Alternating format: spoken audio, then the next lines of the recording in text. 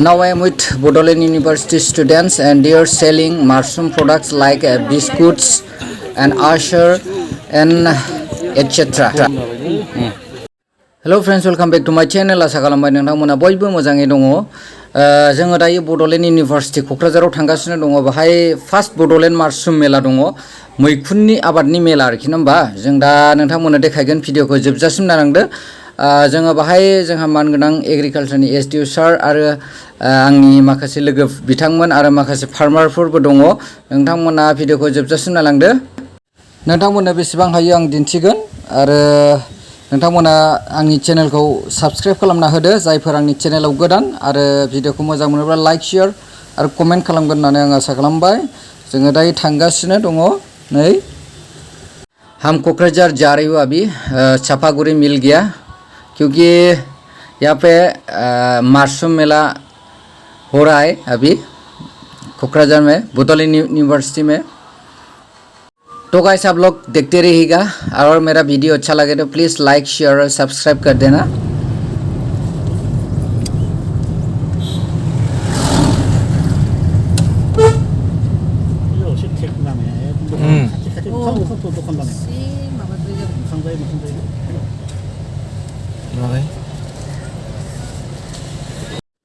हम अभी कोकराझार मिलने वाला है। मेरे साथ बड़ा भाई है और मेरा दोस्त और दो फार्मर है हमारे साथ। आप लोग देखते रहिएगा जरूर। अगर मेरा वीडियो अच्छा लगे तो प्लीज़ शेयर कर देना, लाइक कर देना। फाइनली गाइस हम बोडोलैंड यूनिवर्सिटी कैंपस में हूँ अभी। हम मशरूम मेला मिलने वाला है अभी थोड़ी देर बाद। आप लोग देखते रहिएगा। We are now Bodoland University campus and we are going to Mushroom Mela. First Bodoland Mushroom Mela, and it's really very beautiful campus. Bodoland University first step in Bodoland University. Kokrajhar Coming to participate all the BTR mushroom exhibition show. Bijni with Kokrajhar Bodoland University. नोंथांमोना नायबाय थादो आपनालोके जोरदार होबो আজি video চাই থাকক एकदमबारे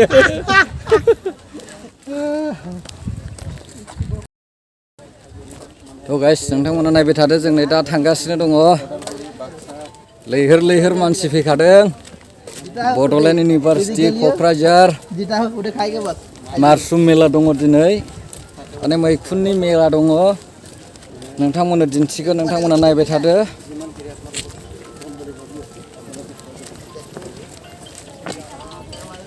आपनालोके চাই থাকক গাইস আমি গৈ আছো এতিয়া গেটত আহি পালোয়ে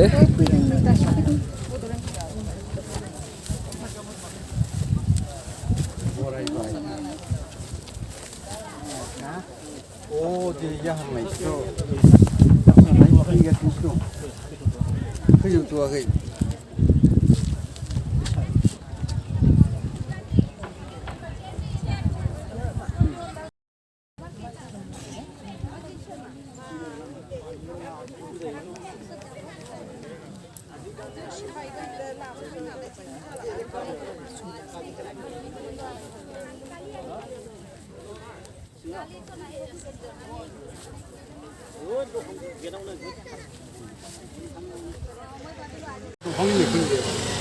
बबे थाइजौ दंफां नै जे नैबे थाइजौ दंफांनि मैखुन आच्छा आच्छा थिगानो दं बेथ' इन्डिजिनास बानायनाङा बेखौ बानायनाङा माने बे जोंनि ट्राइबेल मानसिया बेखौ जायो नालाय ओंखायनो सारनिफ्राय बिथान मोननायखाय जों लाना फैदों माने आं सोंगोन दे आं खोन्थाखानोसै जेनेबा मा साइजनि मैखुन दं जे नोंसिनाव जेनेबा ट्रेडिसन मा जाखो मेडाम माशरुमनि मा मेथाइ आच्छा आच्छा बिराद गोथावलै बिराद गोथाव ने आच्छा बरिया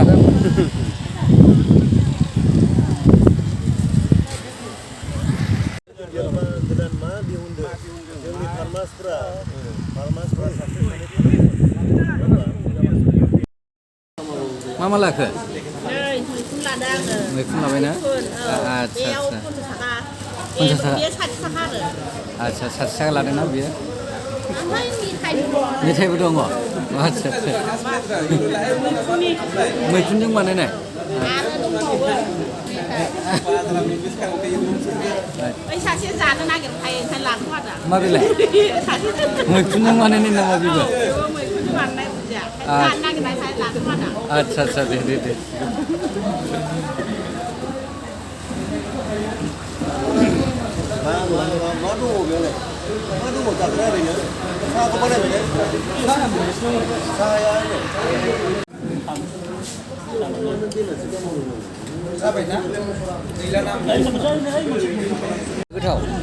गोथावथार ना आदसा आदसा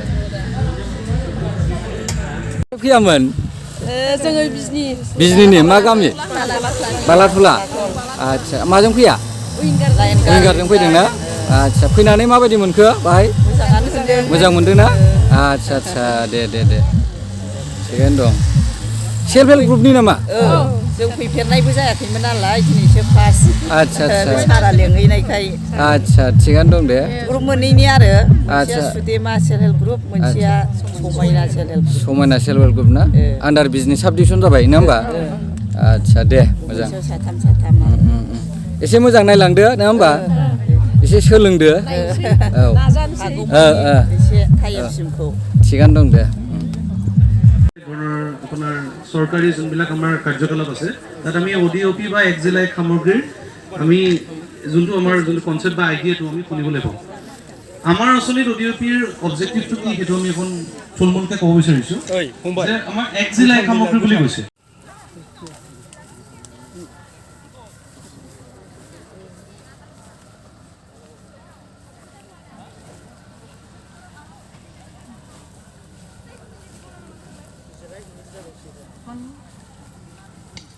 The audience, can I have a great round of applause, please? Thank you. Now, we would like to felicitate Mr. Thomas from DPM APART.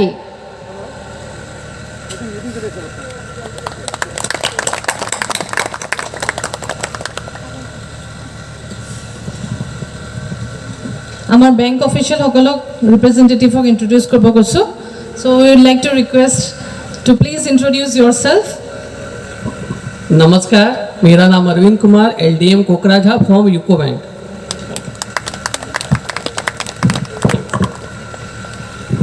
Hello, good afternoon everybody. My name is Ratan Maniswaram. I am District Development Manager for Kokrajhar as well as Dhuri District.